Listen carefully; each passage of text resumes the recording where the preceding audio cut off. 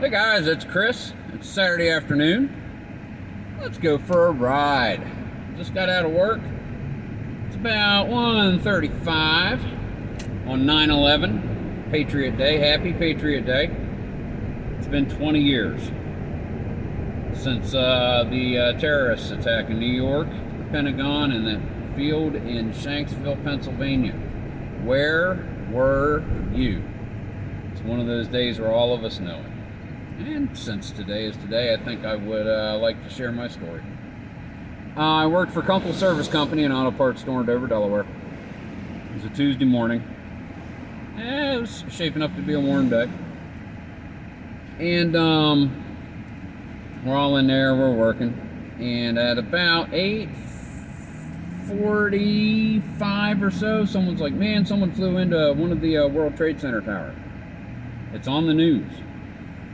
So someone got an old combination TV VCR out of the back of the store and hooked it up and had the antennas up and running, and we had the news feed going for about 2 minutes before the second one flew. The second one got flown into. At what, about 9:02, I believe it was? And I remember thinking within the next minute, one is an accident. This is an attack. I remember thinking that. Then, I can't remember the exact order of the next two events, but we heard about the Pentagon and we watched the first tower fall. Then we watched the second tower fall. Schools are getting closed. Then we heard about the plane that turned around and let's do this, and crashed in the field outside of Shanksville, Pennsylvania. Just outside of Maryland, headed for DC. Every flight in the United States grounded. And that night, me and my roommate Brent, we thought long and hard about it, but didn't do it. We were going to go up there and we were going to volunteer to help in New York City. Figured we wouldn't get any further than about 20 miles outside of the city in New Jersey. So we did our part by staying home and going to work the next day and trying to keep everything going as normal as it could. And my most eerie memory that lingers is from Tuesday, September the 18th. The day that they lifted no flights, they lifted the no-fly zone. Hearing the first plane overhead was so eerie. Was so eerie. So those are my memories of that day. And man, when that happened, this country came together. Like it had not come together for 60 years. Because I'm sure something akin to that happened on December 7th, 1941. And it was just under 60 years, 59 years and 9 months after that had happened, and a handful of days. And I can imagine something similar happened. Probably something even more so, because it have a reputation for being the greatest generation. And yeah. But we had a little something ourselves. I mean, we all came together. We were all like, you know what? Proud to be an American. We'll plant a boot in your butt. It's the American way. We really had it going. This is not going to turn political, don't worry. I'm not doing that. I'm just remembering 9/11 and everything that came of it. It was an amazing day. It was an amazing time. It really was. And I remember it. And I know you guys do too. Let's have a moment of silence for those who fell in the towers, in the plane, in the Pentagon.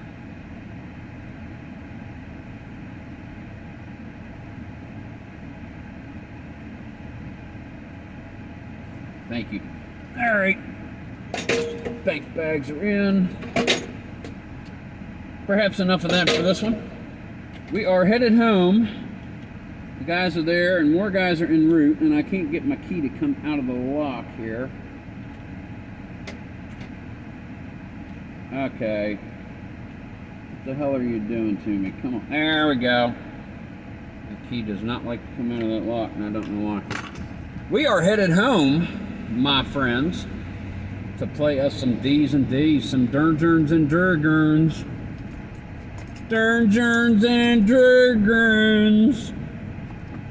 Yup. If these people will ever get to moving. I don't want to hurry up, hurry up. You're gonna make me wait. Ah, can't. Come on. You can drive faster than that, dude. I know you can. There we go. There we go. Come on in, buddy. Alrighty. So we're headed north on 113 in Milford, Delaware, in Kent County. Sussex County's about half a mile that way behind us.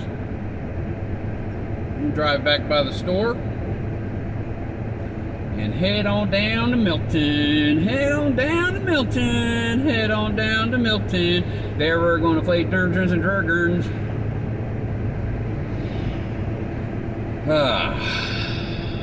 It is a gorgeous day. Humidity's down. You can see the clouds. It's beautiful. It is beautiful. Oh man, I'll talk a little in town. When we get into the country, I might quiet down and let you just enjoy the view for a little bit.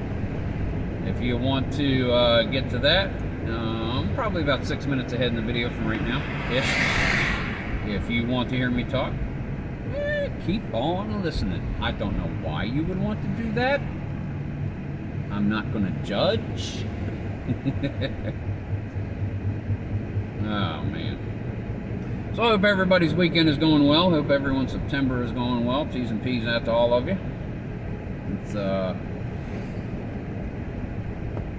beautiful day.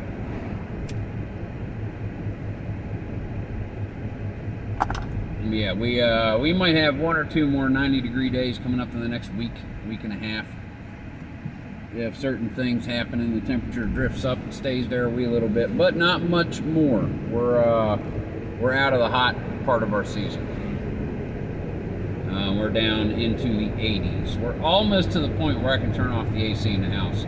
They're grown up, they live at home, but they both have asthmatic problems. So I keep the AC on until it's not going to get out of the 70s during the day, and then they're just going to have to turn on a fan. I'm saving money.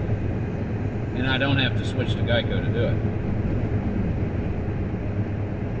But if we hit the month just right, I like a $110 electric bill and no more. I've had two over 200 this summer because it was hot. But generally we're right under 200 for a normal using the AC or using the heater electric bill, as long as it's not too extreme. We had August was kind of extreme, as you well know, all of you. It was hot. Hot and humid. Suffocating is a word that comes to mind. There was another one that was bandied about regularly, but it escapes me at the moment. Oh, I'm not gonna ponder on it though, because then I'll be thinking about stuff instead of talking, which is the reason you're watching this, presumably.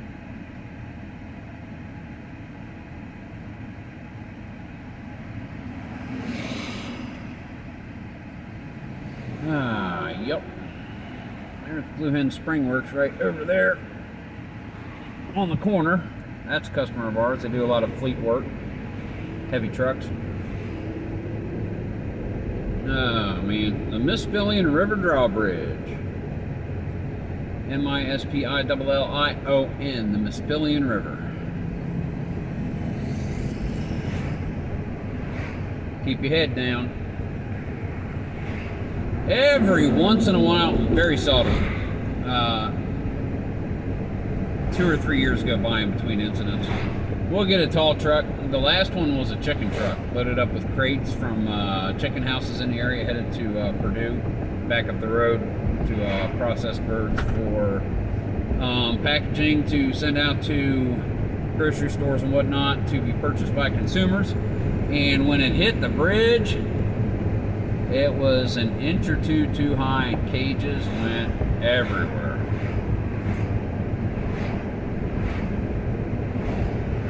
Doesn't happen often, but it does happen. Someone thinks, oh, I can squeeze underneath there, or they have a recorded trailer height that is lower than the actual trailer height. And it's easy enough to be like, okay, they got it right, but I'm going to tell you, if I'm within an inch, it'd be a pain in the butt. Like I say, I'd pull over and double check it. Carry along a 15-20 foot tape measure with me everywhere I go and hope it's not too windy. Get it to hook on the top and dangle her down to the ground and verify exactly what you do have, you know, just to make sure, and hope it's not sitting on a pebble or something and sticking up in the middle where you can't see it. Princess in the Pea. Pow!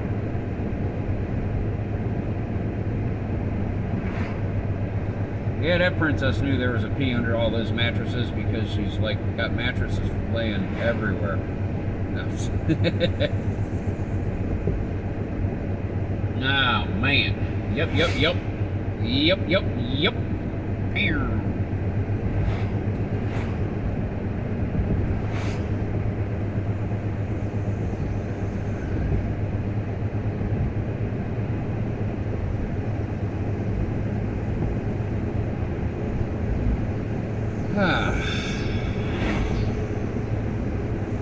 End of the work week.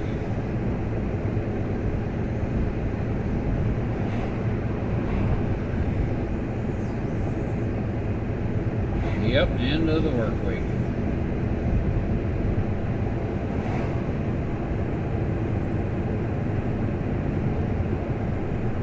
Pretty much out of town now. Look at the beautiful clouds. I'll pipe up every now and again if I got something else to say, but I just want you guys to enjoy the view for a little bit. So, there you go.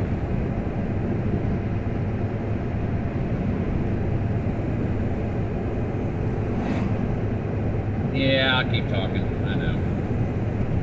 I just strangely like to hear the sound of my own melodic voice. I don't know.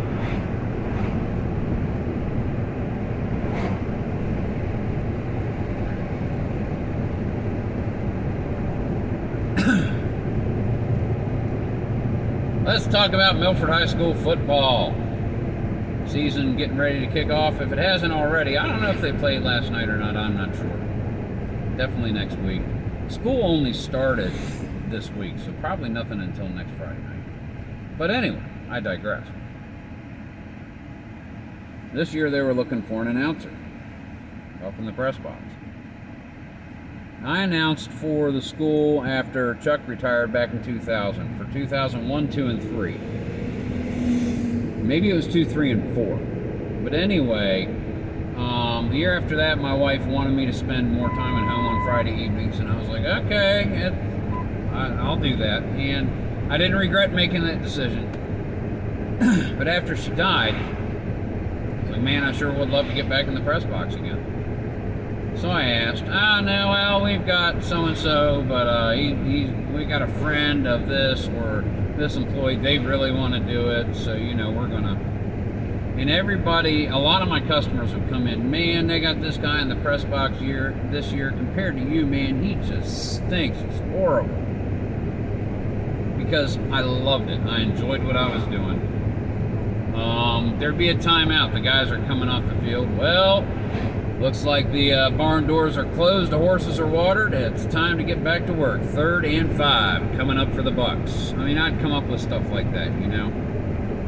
Wait for an injury, I wouldn't say a word if somebody was on the field. I wouldn't say a word at all. And then once they got up, I'm like, all right, everybody, let's hear a round of applause for so-and-so. He's being helped to his feet. Let's hear it for him, guys. Let's hear it for all the participants tonight. Even throw the referees in there, you know. Just let's hear it for everybody who's on the field tonight. I know I did a great job with it because I loved it, I enjoyed it, I know the sport. I was just able to do it, and everybody loved listening to me. The last year I did it, anytime there was enough rain and the bands would be like, oh, we don't want to get our clarinets wet, and they wouldn't come out on the field.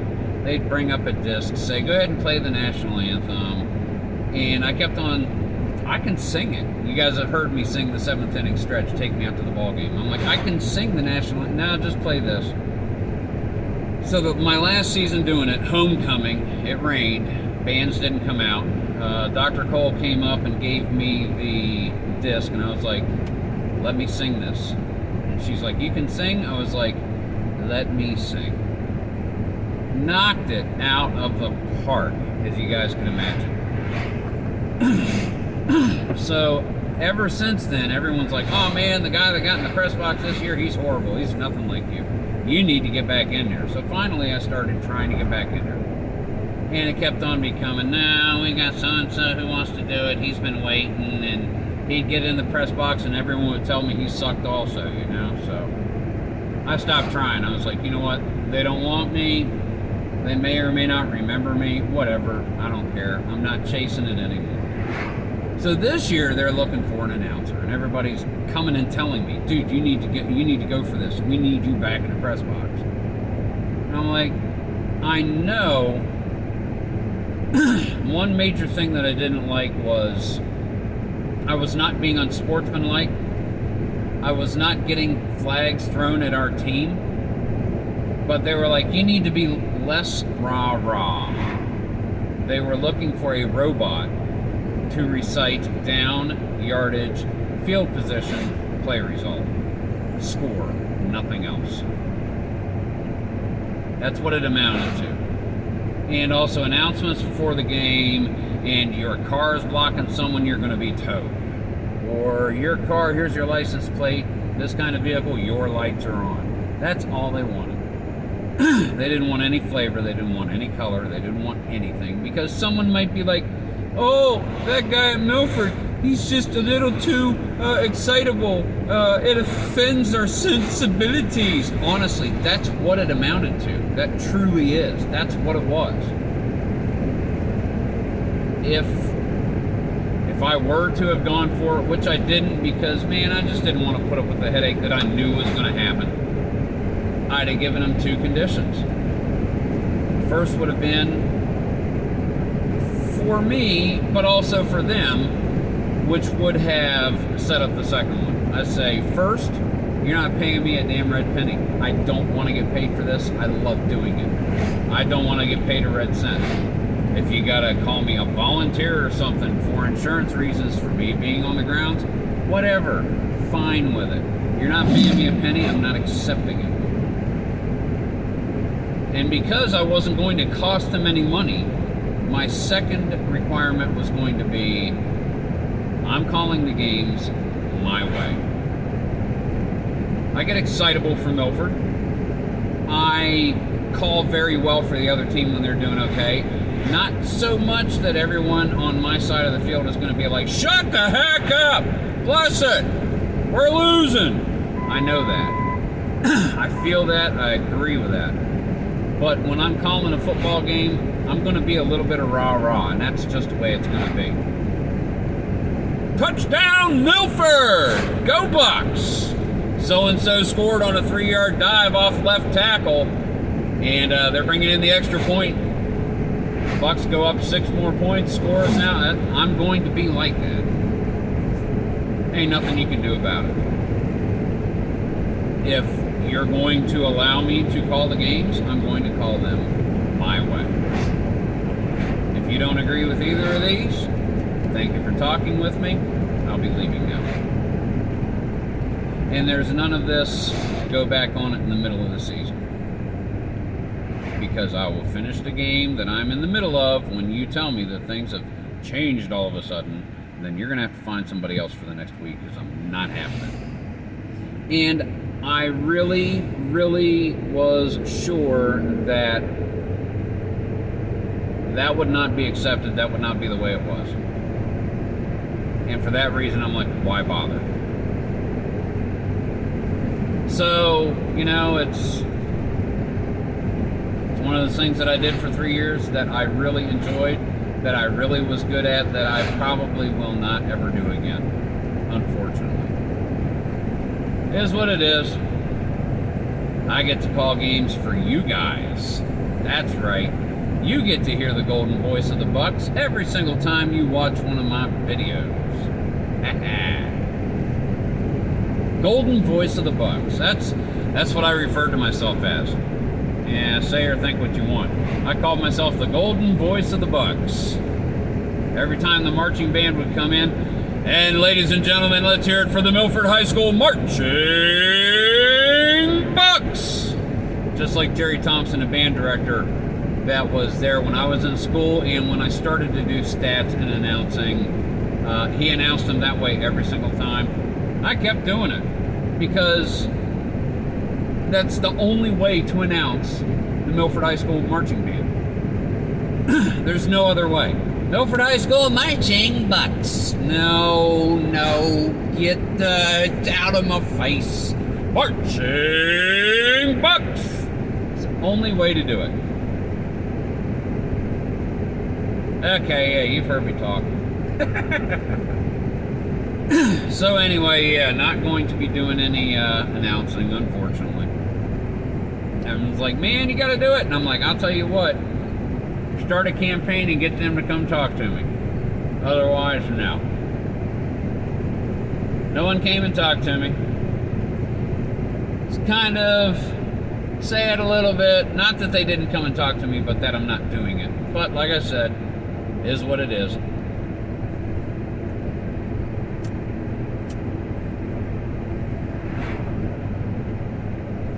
Alright, folks. We need to not be playing this game back here, everybody. Let's get moving. Come on now. Holding everybody up. You're following them too closely. You're going slow to teach them a lesson. And I'm stuck at 40 miles an hour on the road. Let's speed it up a little bit. There we go. That's how you do it. They're giving you room. Keep accelerating. See, we all get along, everybody. All we have to do is get along.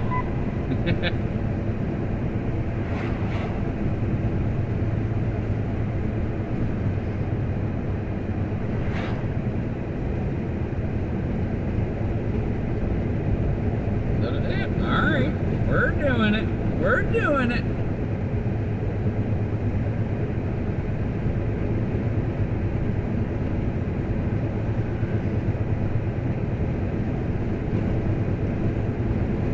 Goodness gracious me! Goodness gracious me! So we're almost to Milton, Delaware, my hometown.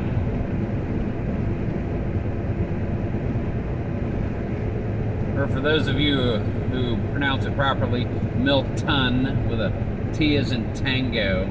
T. Alright, now we're slowing down because we have bicycle riders who take up into the road instead of riding single file. Come on, guys.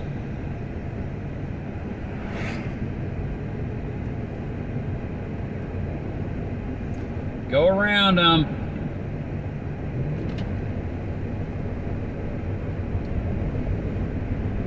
Single file!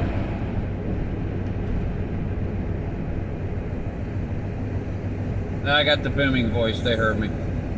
They didn't do it, though. They can do whatever they want. It's 3 or 4 times in the last month, there's been a group of bicyclists along the way. They don't go single file. They ride all the way out into the road and makes traffic pretty much slow down to about 15 miles an hour behind them. You're going to use the road. I'm sharing the road with you, but you got to do it safely, guys.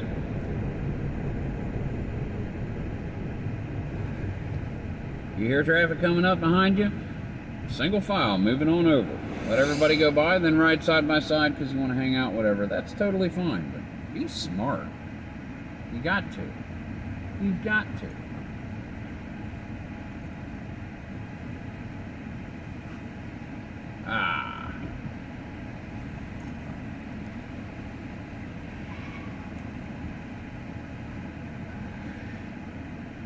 Oh, look, they're coming up the road. And look, they're in single file. You can't see them, but yeah, they're catching up. They're in single file. That's awesome. I love it. Yeah, be smart, guys. That's how you do it. These two go by and do it. Single file, guys. Single file. Be safe, be smart. Don't get yourselves hurt.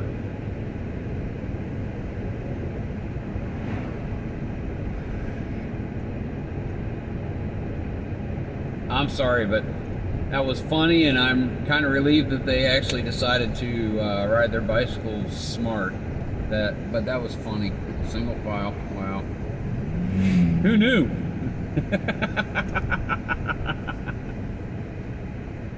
Shipbuilders Village. We are home. Mainsail Drive. That's the main street.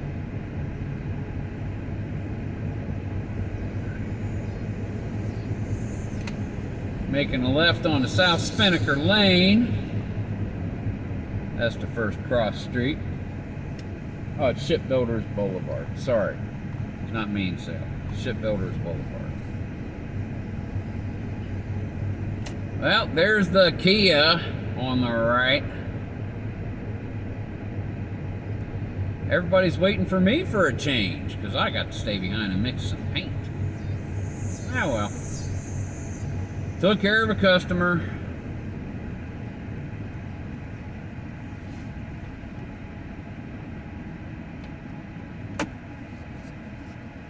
Alrighty.